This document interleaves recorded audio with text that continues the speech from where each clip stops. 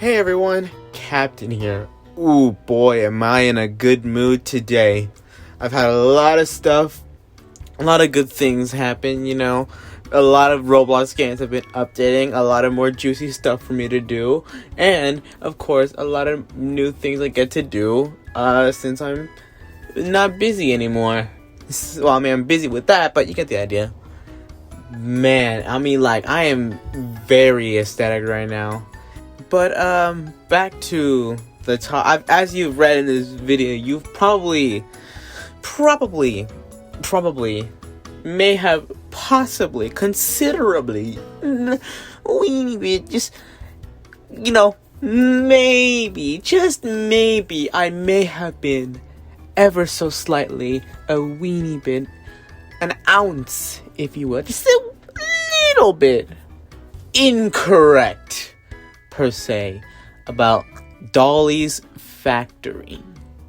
Now, if you haven't watched my last video, I recommend you do so to understand why I may be wrong. But in this video, I'm going to kind of redo my analysis of Dolly's factory with maybe a little more. So, without further ado, let's get into it. So, first of all, I was wrong. It is not a Dandy's World clone. It is much better and significantly different, to the point where it's its own type of Delver instead of a Dandy's World clone. So with that kind of already tells you, hey, it's got something going for it. Now, the characters themselves. Each character has something unique about them that makes them fun, and it doesn't make them feel like a completely just a remake, basically. Like with Danny's World, where a lot of tunes, especially event tunes, are just reused because they have nothing. They don't know, they're bloat characters, basically. Danny's World has a lot of bloat characters because they don't really know what else to do. Gee, I wonder why. In Dolly's factory, each character has a role and stuff they can do, while also having stats that make them unique as well. Now, strength-wise, Danny's World has pretty mid tunes. However, in Dolly's factory, yes, there are tunes that are, plushies, my bad, that aren't really the best. But, with that, they're actually fun, you can actually use them and play with them and don't want to leave the game immediately. And it's you have to admit, I have to admit something. While there are certainly bad plushies in the game, not a single one of them can be boring. Except for Thim if you're alone, but if you've also known, I main Spinette, so yeah, I don't think I'm getting bored of the game anytime soon. Anyway, the charms, or comparing it to trinkets, per se, in Danny's World, trinkets are fairly weak or fairly strong, depending on who gets what. With charms, essentially anyone can use these these trinkets without needing to be into a specific set or a specific character. You can use any of them without feeling it's just a waste of time, a waste of space, Definitely there are some, very few that I could probably think of, a very few trinkets, charms, that probably wouldn't do good with a plushie over here and there, but overall, you can use essentially any charm on any plushie, and it would not be a bad thing. Now, going into the enemies. Rejects. While yes, there are the basic rejects, almost all of them have a unique playstyle to them that makes it feel like a challenge than just reuse. The only ones that I can remember that are the exact same are Cinnabon and Buddy, the starter plushies, or in this case, the common rejects. Nothing crazy, but everyone else, apart from them, has something to them that no one else has. And that's good game design when you can have a lot of characters that don't feel like they're consistently repeating the same thing over and over again. When it comes to their difficulty, I will have to say some tunes rejects. I'm sorry, guys. Okay, I'm a little ecstatic. I'm getting the Dennis World and Dolly's Factory stuff mixed up. I'll get better eventually. All right, I'll get better eventually. I just started playing the game. Give me a break. Anyway, there are still some things about Dolly's Factory that I do think is a little Like, for example, some rejects being super easy for what they're supposed to be. Take Coda, for example. Coda is a boss. And like I said before, there's bosses in the game that increase the difficulty but also make it more fun. Coda is a stupidly easy boss. Yes, he does do a massive amount of damage. But take a look at another boss, Maestro. Maestro basically does the same exact damage, if not more. And actually has difficulty to it because of the small map and, him changing spots and whatnot. Coda is a slow boy and doesn't get any different in his second phase. It doesn't really get much different. The only time you'd ever have a problem with Coda is if you're caught off guard and out of nowhere you just turn the corner, he's right there. Let's look at another example. Let's say the mini bosses. Doug. I think Doug's for how he's supposed to be, I think he's fairly normal. He's pretty balanced. Pretty honest at what he does, gets to you. Not the fastest, but that's fine given how there's another mini boss that's called a regular reject, but it's really just another mini boss, which steals the train part you're holding if it hits you. I think he needs to be buffed to where at least he can do something. Because it's like he's not even a threat. He can't do anything to you.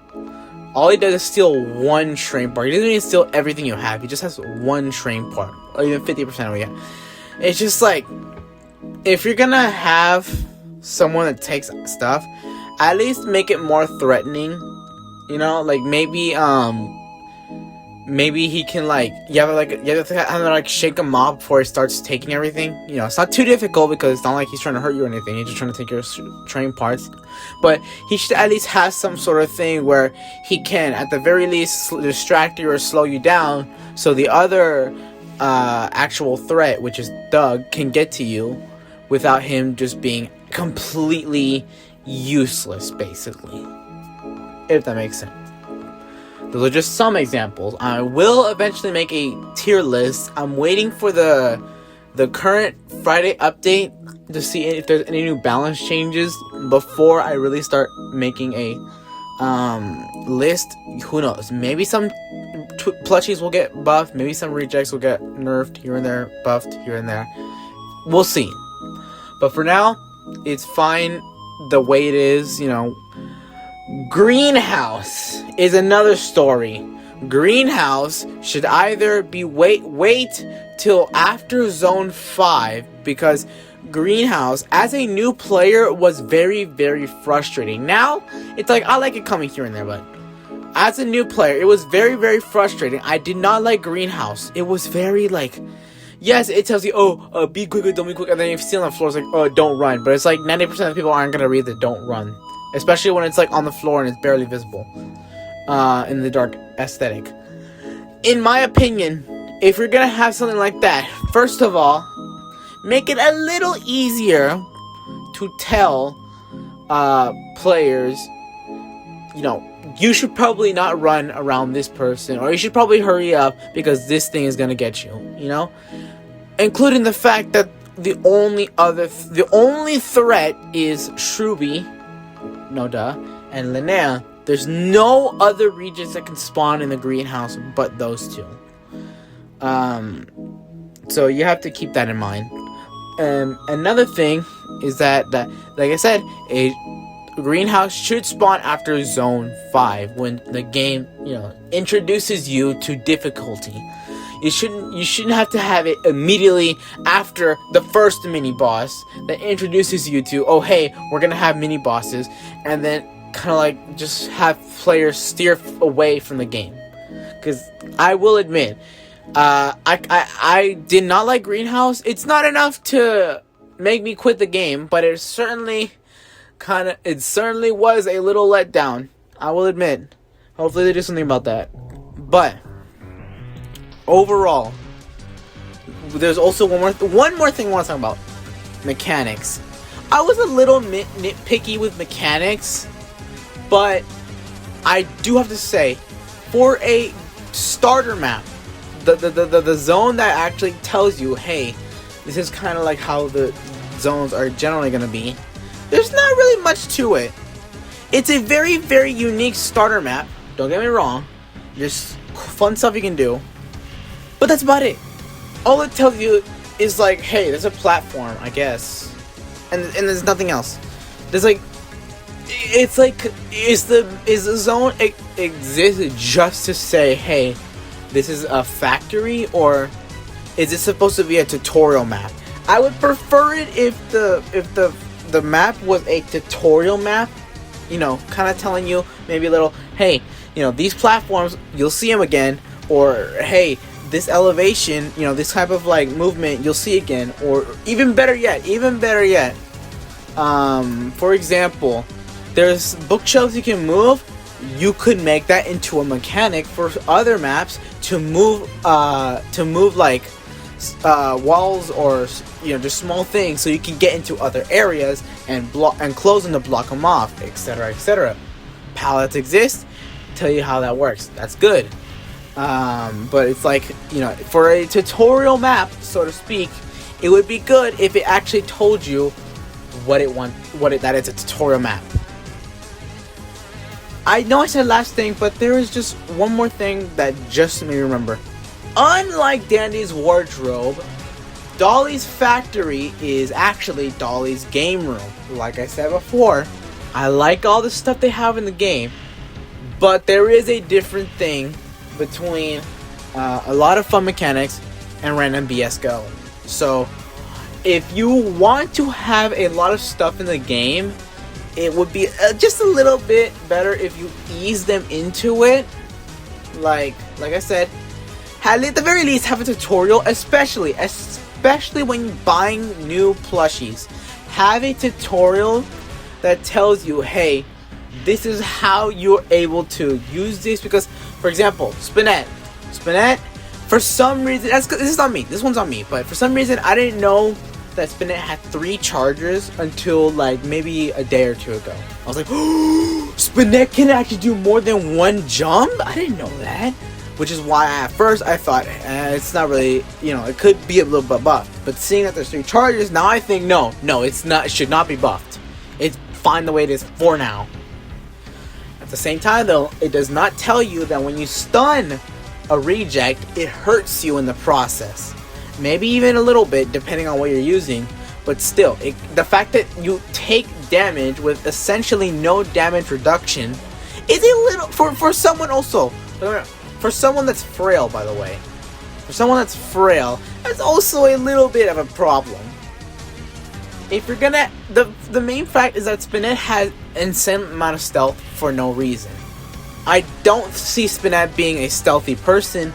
I do think that she could use some stealth, but maybe like 2, maybe 3. 2 or 3 stealth points should go into something else, like maybe 2 extraction and 1 health, or 2 health, or no, 1 health, 1 speed, 1 extraction. You get what I mean?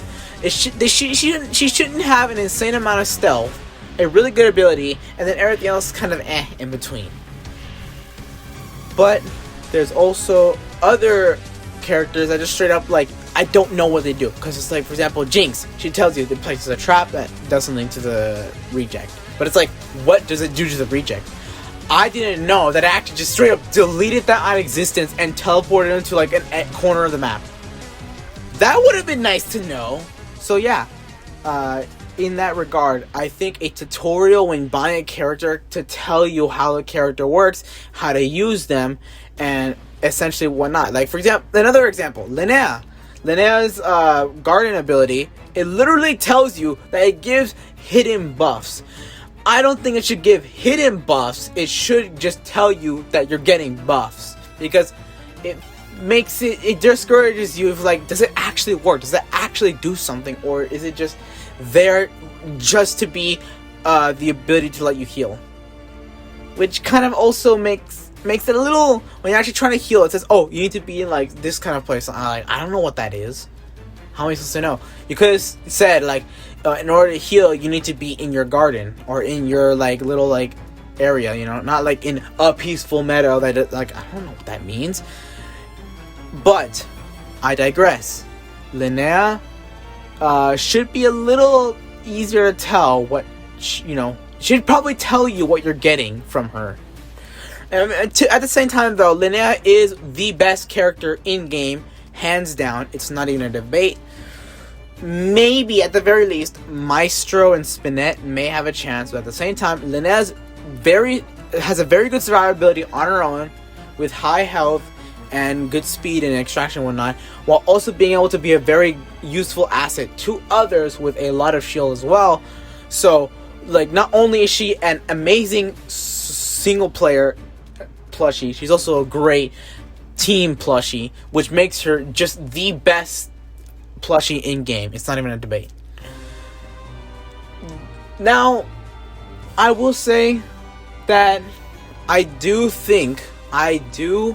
want some balances here and there. You know, maybe this character can be better, this character can be worse. Items are another thing. The thing is, there needs to be plushie stacking nerfs. I've seen it with several Linneas being able to just basically make every character in the floor unkillable. Essentially unkillable. Especially against competent people, because you can stack shields with multiple Linneas. You have a single Linnea that lets every other Linnea heal, and then those other Linneas can use their hidden buff ability on other tunes instead of having to use it on themselves only.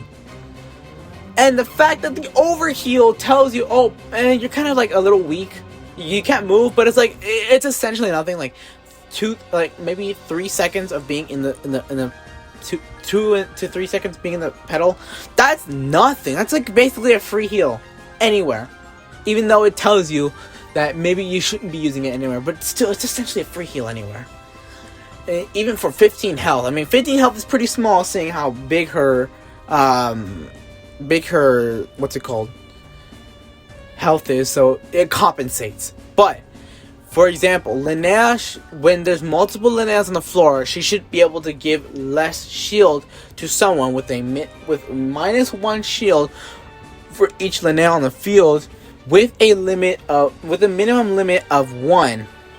And she should also have slightly, just very slightly, have like some sort of nerf to her healing abilities when she's using another Linnea's garden, instead of multiple Linneas, just being able to abuse the fact that you can put one garden, heal yourself, use an overclock, use another. You get the idea, you know. There's items that refresh and just let you do this and that. Same thing with someone like Spinette. If there's multiple, Spinette guarantees a stun if it aims at the reject, unlike someone like Triton that can miss their attack. So with that, you can literally stun lock bosses with no cooldown and literally nothing bad to it, apart from the fact that you damage yourself in the process. So for that to be the case, Spinette needs some sort of stacking nerfs as well, where the more Spinettes are on the floor, the less stun time rejects get with a minimum of 1 second stun. So it's not like it lets them get away, but it doesn't like immediately let them just attack you right after. But yes, at the end of the day, you're also damaging yourself in the process by doing this. But you know, at least items exist and healers exist like Thim and Shruby.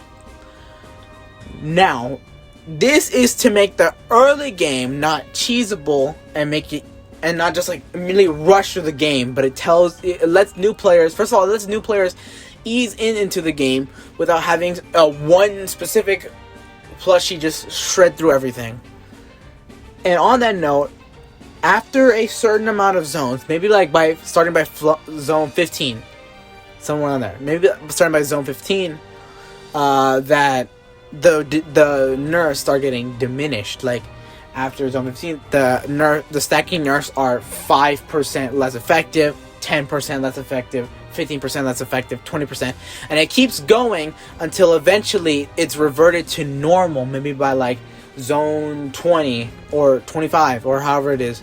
After a certain amount of time, it'll go back to normal, so you can have your stun stacking, you can have your multiple linear shields and this and that as a reward for getting to higher floors, to actually not get insufferably like destroyed by how many machines there are and how many plushies there are, how many bosses there are going to be, and this and that.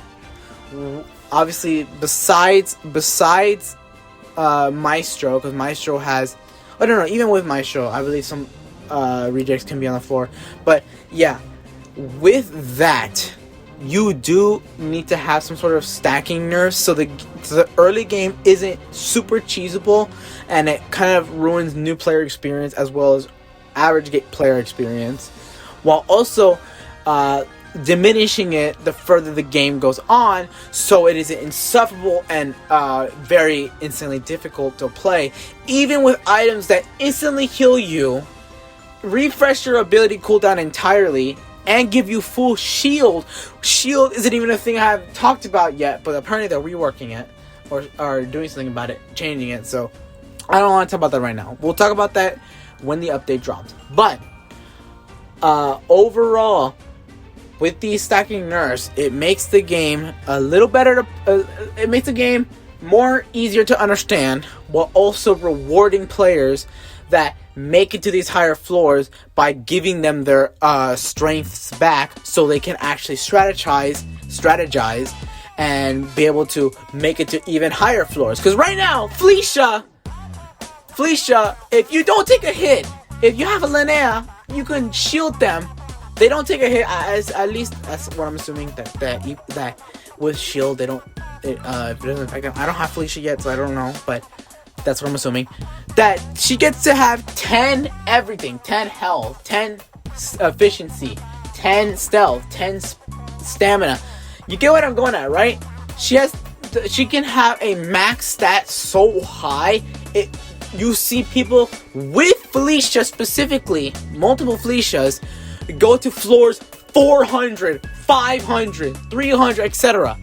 Felicia stacks are insane, but she is a snowballer, so it makes sense for her to not be diminished, especially with the charm that doubles the strength of your stuffing game. And that's even another thing that I have already talked about in the other video, and what I'll talk about in the future video. For now, though, that's about it. All I want to talk about. I'll leave it at that. The game overall, I was wrong. The game is not, Dolly's Factory is not a Dandy's World clone.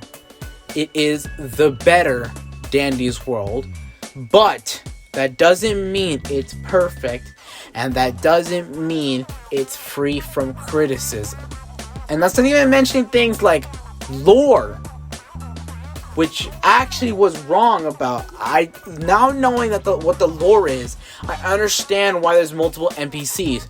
I still think there could be more variety, and I still would have been nice to know in game instead of having all the lore out of the game. Just saying that. It would have been nice to know what the lore was in game. Yes, it tells you a little bit in the mini tutorial that it gives you, but you know, it would have been nice to actually know specifically what's, you know, like, especially with the supposed Easter event that happened or galactic event, cosmic event, whatever it's called, with specific plushie, with specific notes that tell you the lore. Those could have stayed in the game, so you could read them, and especially to those who just started playing the game, to know what the lore is. Other than that, there might be other things I could talk about, but overall, I'm running out of breath, and I don't want to make this video is going to be much longer than the first one because I was genuinely wrong about the game. So, with that being said, I'm going to call it here. Whew, I am sweating. This is not this probably is not the best. Being in a closet with no fan probably isn't the best spot to be to record videos, but like, just to let you know, my AC goes on and off. I'm not risking that. Secondly, the acoustics in my room are cheeks, so the acoustics in this closet that I'm in is probably much better than whatever the heck's going on out there. And honestly, I recorded like 40 minutes of gameplay, and it might get to the point where it's like a good chunk of that gameplay isn't going to be edited because of the fact that this video might just be that long. I think I might be hyperventilating. You know, I could probably open this door right now, get some nice. I could probably stop the recording right now, go outside, get some nice fresh air, breathe, drink some water. Which I should probably do right now, right? I could drink some water. I could probably even, have a snack here or there. You know, maybe watch YouTube. Maybe play some Dolly's Factory. I mean, Inner City is coming out, so we gotta do that as well. And still haven't beaten hardcore because I'm cheeks at the game, and my phone can't handle hardcore TDS. It can barely handle Fallen in Frost mode. I haven't even checked if it still works on Frost mode.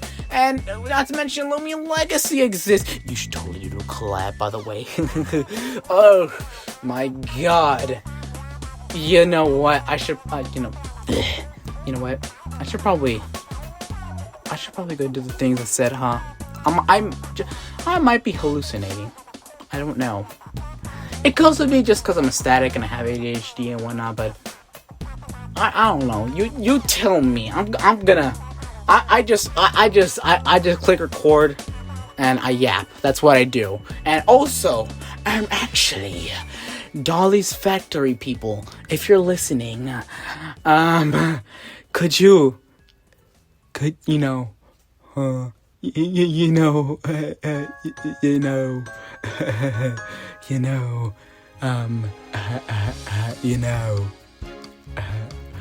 hey, just a little.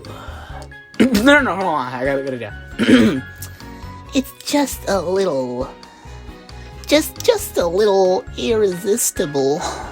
Just a little unique person. A unique cookie, perhaps. Just someone that wants to be a part of the crew. Well, not my crew. To be a part of the factory. Of this establishment. I can even do voice acting. Let me try to be Maestro. Maestro. Like the, he does the la la la la la. Stuff like that. No. No. Hold on. Voice acting audition. Maestro, but bad. What's that one script he did? But hold on. What's that one script he did? This script is ruined! No. What was it? It's that one. This script is ruined! This is my theater! I say how it ends. No, I'm not Springtrap. I could be anybody. I could be a random... No. Better yet, I could be Buddy. I'm not tired. Put me to work.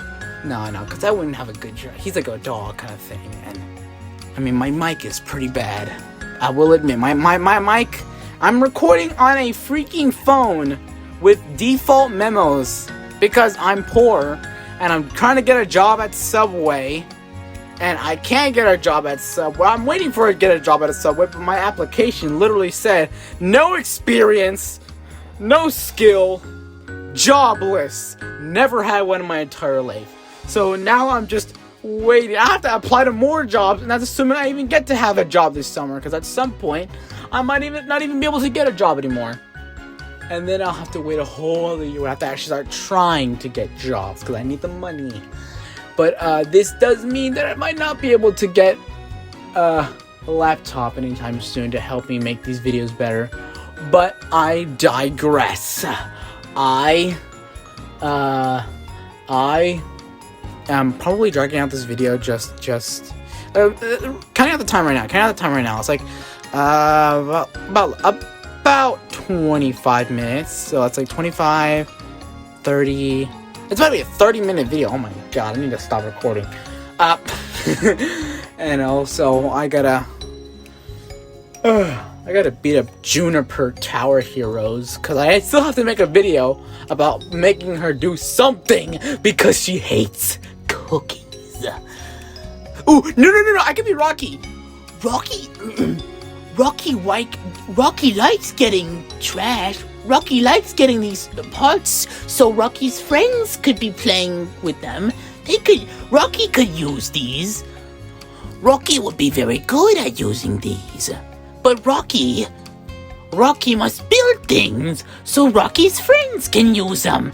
We must not tell Miss Dolly.